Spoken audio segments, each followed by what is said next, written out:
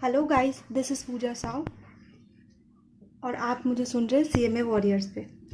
पिछले पिछले लेक्चर में हमने क्वेश्चन नंबर 2 कवर किया था। इस लेक्चर में हम लोग क्वेश्चन 3 कवर कर रहे हैं। ठीक है, चलिए स्टार्ट करते हैं। From the following you are required to calculate material usage variance, material price variance, material cost variance. जब इस तरह से आपको स्पेसिफाई कर दे कि आपको कौन सा वैरिएंस निकालना है तो आपको सिर्फ वही निकालना है। और अगर जब आपको इस तरह से कुछ ना कहे, जैसे पिछले वाले क्वेश्चन में कहा था कैलकुलेट वैरिएंस, तो आपको फिर पांचों वैरिएंस निकालना हो जो भी, जैसे material cost variance, material usage, material price, material yield और मटेरियल मिक्स, आपको पांचों निकालना पड़ेगा। और अगर आपको जैसे नाम बता दे तो सिर्फ आपको वही 3 निकालना है। जैसे 2 नाम बोल दे तो वही 2 निकालना है, 3 बोल दे तो वही 3 निकालना है।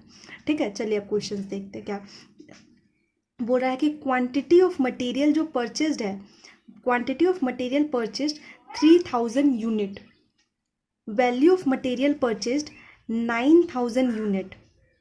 ठीक है, फिर बोल रहा है standard quantity of material required for 1 ton of finished product 25 unit. Standard rate दे दिया, ओपनिंग स्टॉक दे दिया, क्लोजिंग स्टॉक दे दिया और finished product during the year. अगर आप इस क्वेश्चन में गौर करेंगे तो आपको देखने को यहाँ पे मिलेगा, यहाँ आपको देखने मिल रहा होगा क्लोजिंग स्टॉक, जो जनरली आपको क्वेश्चंस में नहीं दिया रहता है। ठीक है, तो जब क्वेश्चन में अगर इस तरह से क्लोजिंग स्टॉक दिया रहे और आपको निकालना क्या, यहाँ पे आपका क्या दे दिया 3000 यूनिट 9000 में, तो रेट आपका क्या हो जाएगा, रेट हो जाएगा आपका 3। ठीक है, फिर उसके बाद चलिए क्वेश्चंस देखते हैं। ठीक है, पहला आपको क्या बोला, material usage price and cost. ठीक है, आप कुछ कोई भी ऑर्डर में निकाल सकते हैं, कोई प्रॉब्लम नहीं है। तो पहले हम लोग निकालते हैं material cost variance. Material cost variance equals to क्या होता है, standard quantity for actual output into standard rate minus actual quantity into actual rate. ठीक है, यहाँ पे आपको एक्चुअल रेट कितना हो गया 9000 डिवाइडेड बाई 3000। ठीक है, यहाँ पे रेट क्या हो गया आपका, एक्चुअल रेट क्या हो गया 3। कैसे आया 9000 डिवाइडेड बाई 3000 दैट इज 3। ठीक है, एक्चुअल क्वांटिटी कितना है 3000 यूनिट है, पर उसमें से जो आपका 500 यूनिट जो है ना वो आपके पास पड़ा हुआ है, मतलब आपके पास क्लोजिंग है, तो उसको आप माइनस कर देंगे। तो 3000 माइनस 500 दैट इज 2500।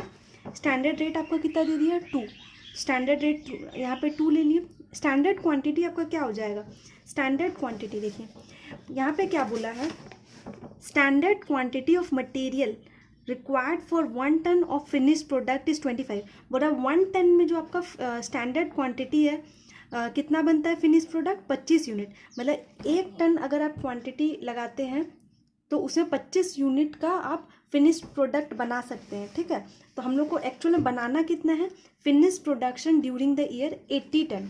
तो 1 टन में हम लोग 25 यूनिट बना रहे हैं, तो 80 टन में कितना बना लेंगे 2000 यूनिट। ठीक है, कैसे हुआ 80 इंटू 25 दैट इज 2000 यूनिट। ठीक है, तो यहाँ पे आ गया 2000 इंटू 2, ये मल्टीप्लाई करेंगे तो 4000, 2500 इंटू 3 तो 7500। अब यहाँ पे आप देखिए, आपने सोचा था कितना बनाने के लिए 4000 यूनिट, ठीक है लगेगा, बट एक्चुअल में लगा कितना आपका 7500 यूनिट, मतलब 3500 से आपका ज़्यादा लग गया। 3500 से आपका ज़्यादा लग गया तो मतलब आपने जो सोचा था उससे एडवर्स हो गया ये कंडीशन। आपने सोचा था 4000 लगेगा, अब जो लग गया वो कितना लग गया 7500, तो आपके लिए तो नेगेटिव हुआ ना, तो यहाँ पे आ जाएगा एडवर्स।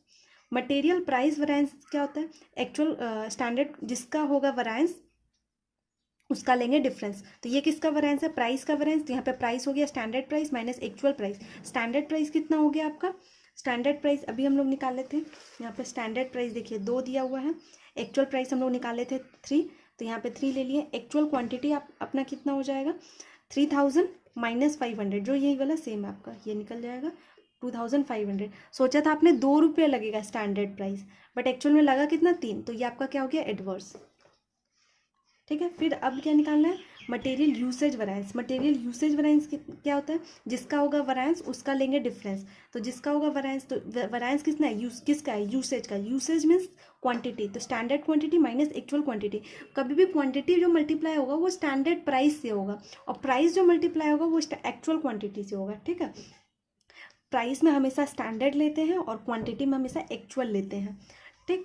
तो यहाँ पे स्टैंडर्ड क्वांटिटी अपना कितना निकाले थे 2000, और यहाँ पे एक्चुअल क्वांटिटी अपना कितना है 2500, और स्टैंडर्ड प्राइस अपना कितना है 2, तो ये मल्टीप्लाई, आपने सोचा था 2000 यूनिट लगेगा बट एक्चुअल में लगा कितना 2500, तो मतलब आपका 1000 से ज़्यादा लग गया, तो 1000 आपका एडवर्स हो गया, तो ये हो गया आपका 1000 एडवर्स। अब आप इसको क्रॉस वेरीफाई कर सकते हैं, जब इस यूसेज को और प्राइस को जब जोड़ते हैं ना, मतलब ये वाला को और ये वाला का वैल्यू को, तो प्राइस का वैल्यू कितना आ गया 2500 एडवर्स और प्लस, और ये कितना है 1000 एडवर्स, तो जब इन दोनों को जोड़ेंगे ना तो आपके इसके बराबर आएगा, तो देखिए आया ना, दोनों सेम है तो इसलिए ऐड हो जाएगा, तो ये हो जाएगा 3500, तो ये आपका आ गया, ये आपका बराबर है, इसका मतलब आपका क्वेश्चन सही है।